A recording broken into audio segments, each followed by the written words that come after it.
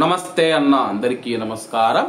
ప్రస్తుతం ఉన్న సమాజంలో మనం చూసుకుంటే కొంతమంది యువకులు ఎవరైతే ఉన్నారో అసభ్యకరంగా ప్రవర్తిస్తూ కువైట్ సమాజంలో అశాంతిని రేకెత్తిస్తూ ఉన్నారు.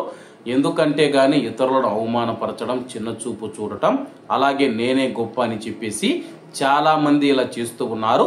కొంతమంది ప్రవాసులను హేళన చేయడం కానీ, లేకపోతే కువైటీలు కూడా ఇటువంటి అవమానాలను కువైట్లో ఎదుర్కొంటూ ఉన్నారు. దీనికి తాజాగా జరిగిన సంఘటన ఒక ఉదాహరణ. స్థానిక మీడియా తెలిపిన వివరాల ప్రకారం ఒక కువైటీ పౌరుడు, అతనికి 45 సంవత్సరాలు ఉంటాయి. అతనైతే ఆల్ ముతలా పోలీస్ స్టేషన్లో ఫిర్యాదు చేయడం జరిగింది. నేను కువైట్లోని ఆల్ ముతలా రోడ్డులో ప్రయాణిస్తూ ఉన్నప్పుడు ఎడమ లైన్లో నేను కారు నడుపుతూ ఉండగా ఒక అమెరికన్ సెలూన్ కారు అధిక వేగంతో వస్తూ ఉన్నట్లు నేను గమనించానని చెప్పి తెలిపాడు.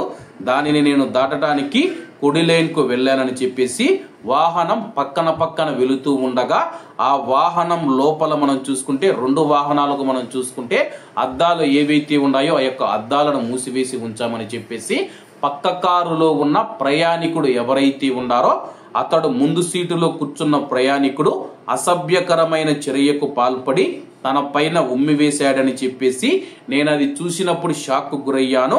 అలాగే ఉమ్మి వేసిన తర్వాత అసభ్యకరమైన సంజ్ఞలు చేస్తూ అసభ్యకరమైన పదజాలంతో నన్ను తిట్టాడని చెప్పేసి ఆ యొక్క కువైటీ పౌరుడు పోలీస్ స్టేషన్లో ఫిర్యాదు చేయడం జరిగింది. పోలీసులు కేసు నమోదు చేసుకొని ఆ యొక్క నిందితుడిని అదుపులోకి తీసుకోవడం జరిగింది. కారును కూడా స్వాధీనం చేసుకోవడం జరిగింది. ప్రస్తుతం అతనైతే విచారణ ఎదుర్కొంటూ ఉన్నారు. అలాగే ఎవరైనా సరే కానీ కువైట్లో ఎవరినైనా సరే కానీ అకారణంగా తిట్టడం కానీ, అవమానించడం కానీ, ఇలా ఉమ్మివేయడం కానీ, అసభ్యకరమైన సంజ్ఞలు సిగ్నల్స్ ఇవ్వడం కానీ చేతులతో చాలా మంది చూపుతూ ఉంటారన్నమాట. చూపుడు వేలు చూపడం కానీ, మధ్య వేలు చూపడం కానీ ఇటువంటివన్నీ చేస్తూ ఉంటారన్నమాట.